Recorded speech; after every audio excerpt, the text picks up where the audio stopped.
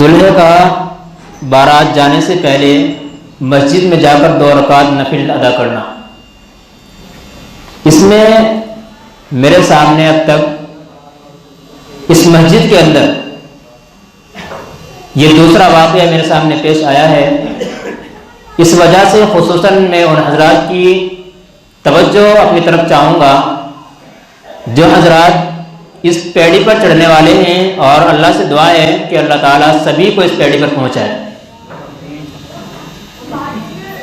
لیکن کسی زینے پر چڑھنے کے لیے اور کسی منزل تک پہنچنے کے لیے انسان اگر بہتر سے بہتر راستے کا انتخاب کرے تو یہ اس کے لیے زیادہ بہتر ہوتا ہے بالمقابل اس کے کہ وہ اللہ تبارک و تعالیٰ کے ساتھ لڑتا ہوا اور اس سے جھگڑتا ہوا اپنے آپ کو منزل تک پہنچانا چاہے، صرف کس لیے کہ انسان دنیا کے اندر رہتے ہوئے اپنے آپ کو لوگوں کے اندر معزز سمجھتے ہوئے کہ لوگ کیا کہیں گے اگر میں ایسا نہیں کروں گا۔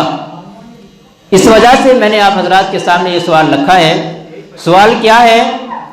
ہمارے یہاں یہ رسم و رواج ہے کہ دلہا شادی والے دن بارات کی روانگی سے قبل، یعنی بارات کی روانگی سے پہلے مسجد میں نفل نماز پڑھنے جاتا ہے۔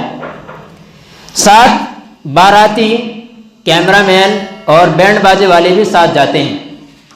اس نفل نماز پڑھنے کی شرعی حیثیت کیا ہے؟ کیا یہ نفل نماز گھر میں پڑھی جا سکتی ہے یا اس کے لیے کوئی خاص وقت مخصوص ہوتا ہے؟ سوال سمجھ میں آیا؟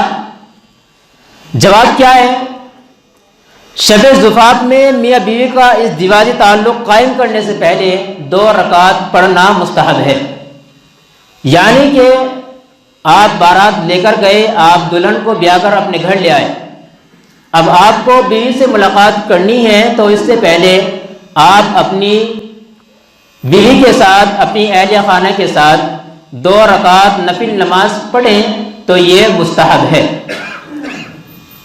آگے حدیث آ رہی ہے، یہ کہاں سے نکالا ہے اس کا حوالہ میں ابھی آپ کو دوں گا، اور یہ نفل نماز ہے اور اس کا ثبوت احادیث سے ملتا ہے۔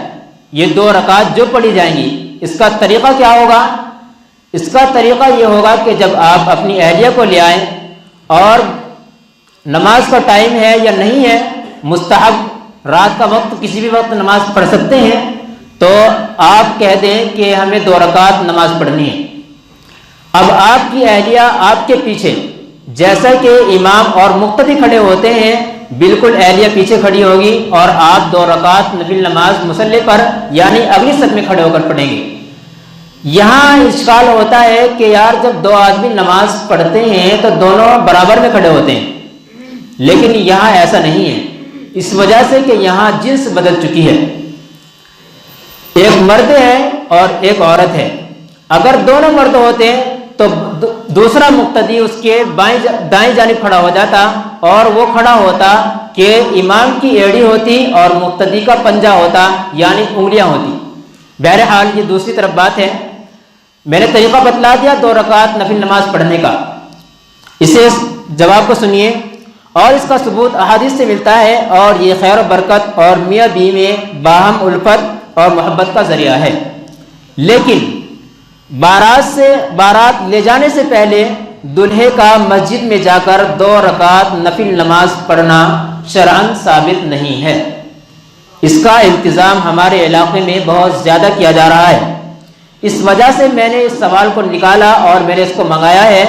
اور ہمارے یہاں یہ سمجھا جاتا ہے کہ اگر اس نے آج کی 2 رکعت نفل نماز نہیں پڑھی، اگرچہ اس نے پوری زندگی میں فرض نماز کو کبھی چھوا بھی نہ ہو، اور جس دن وہ نفل نماز پڑھنے کے لیے مسجد میں آ رہا ہے اس دن کی بھی اس نے فرض نماز نہ پڑھی ہو، وہ اس کو التزام کے ساتھ اور ضروری سمجھتے ہوئے مسجد میں آتا ہے اور دوسروں کو بھی پریشان کرتا ہے، خود بھی پریشان ہوتا ہے۔ میں آپ کو بتلا دوں کہ ہر انسان کا مزاج ایک جیسا نہیں ہوتا۔ میرے ماتحت والے اگر کوئی ایسا کام کریں تو میں ان پر 3 پیترے اختیار کروں گا، جیسا کہ حدیث میں آیا ہے۔ نمبر 1، میرے اندر اگر اتنی ہمت ہوگی کہ میں ان کو لاٹھی ڈنڈے اور تھپڑ سے روک سکوں تو میں ان کے اوپر وہ بھی اختیار کروں گا۔ اللہ تبارک و تعالیٰ نے بھی یہی قاعدہ اختیار کیا ہے۔ دوسرا نمبر کیا ہے؟ اللہ تبارک و تعالیٰ نے نبی کریم صلی اللہ علیہ وسلم کی زبان سے جو الفاظ نکلوائے ہیں کہ اگر آپ کے اندر اتنی ہمت نہیں ہے کہ آپ لاٹھی ڈنڈے اور تھپڑ سے روک سکے تو آپ زبان سے ان کو روکیں۔ مجھ سے تعلق رکھنے والے بعض وہ حضرات بھی ہیں جو میرے بہت قریبی ہیں، میں ان کو تھپڑ مار کر بھی روکتا ہوں الحمدللہ، اور بعض وہ حضرات ہیں جن سے اس قدر تعلق نہیں ہے لیکن مجھ سے ملتے جلتے رہتے ہیں، مجھ سے محبت رکھتے ہیں، تو میں انہیں بات سے سمجھاتا ہوں، لیکن میں اس میں کیا کروں کہ وہ لوگ بات کو ہی دوسرا رخ دے دیتے ہیں اور وہ سمجھتے ہیں کہ یہ اختلاف کی وجہ سے اس کا فائدہ اٹھا رہے ہیں۔ تیسرا نمبر ہے کہ اگر آپ کے اندر اتنی بھی ہمت نہیں ہے کہ آپ کسی انسان کو برائی سے اپنے ہاتھوں سے روک سکیں یا اپنی زبان سے کہہ سکیں تو آپ اس کو اپنے دل کے اندر تو کم سے کم برا مانیں۔ میں ان لوگوں سے ضرور درخواست کروں گا جو حضرات اس پیڑھی پر قدم رکھنے والے ہیں۔ آگے کیا ہے؟ اس لیے کہ التزام کرنا بدعت ہے، بالخصوص اگر اس میں باراتی، کیمرہ مین اور بینڈ باجے والے بھی مسجد میں جائیں تو یہ مسجد کی بے حرمتی اور کیمرہ مین اور بینڈ باجوں کا مستقل گناہ بھی ہے۔ یہ تو ان علاقوں کی بات ہے جہاں پر یہ خرافات ہو رہی ہیں، لیکن ہمارے یہاں جو خرافات ہے، جو بدعت بنتی جا رہی ہے اور جس کو لازم قرار دے رکھا ہے اور سمجھتے ہیں کہ یہ ضرور ہونا چاہیے، یہ ان حضرات کے لیے کہ ایسا ہرگز نہ کریں۔ اللہ تعالیٰ ہمیں سیدھی راہ پر لے جائے گا انشاءاللہ تعالیٰ۔ بارات سے پہلے اگر دولہا صلاۃ الحاجات یا شکرانے کی نماز پڑھنا چاہتا ہے تو گھر میں یا مسجد جا کر تنہا پڑھ لے۔ آپ نے دیکھا ہوگا، میں نے 10 دن قبل بھی ایک بارات گئی تھی، اس میں بھی کچھ لوگوں کو سمجھایا تھا کہ بھائی یہ درست نہیں ہے، جب انسان 5-6 آدمیوں کے ساتھ اکٹھا ہو کر آ رہا ہے تو اس کا مطلب نماز پڑھنا نہیں ہوتا۔ عموماً جو اس کے اوپر حکم لگے گا وہ ظاہری اعتبار سے حکم لگے گا، کیونکہ وہ 10-15 آدمیوں کے ساتھ جا رہا ہے تو سمجھا جائے گا 2 رکعت نفل نماز جو پڑھی جا رہی ہیں یہ صرف دکھاوے کے لیے ہے، یہ اللہ تبارک و تعالیٰ کے لیے نہیں ہے۔ اس لیے میں ان حضرات سے درخواست کرتا ہوں جو اس پیڑھی پر قدم رکھنے والے ہیں کہ وہ اس کو التزام نہ کریں، اس کو لازم اور ضروری نہ سمجھیں۔ اگر ان کو نماز پڑھنی ہے یا تو اپنے گھر پڑھ لیا کریں اور چپ چاپ کسی کو بتائے بغیر ہی اپنے گھر آ جائے، اپنی نماز پڑھ کر کے اپنے گھر پہنچ جایا کریں۔ بہرحال اس میں ایک حدیث ہے، اس کا فائدہ کیا ہے؟ یہ حدیث آئی کہاں سے ہے؟ ایک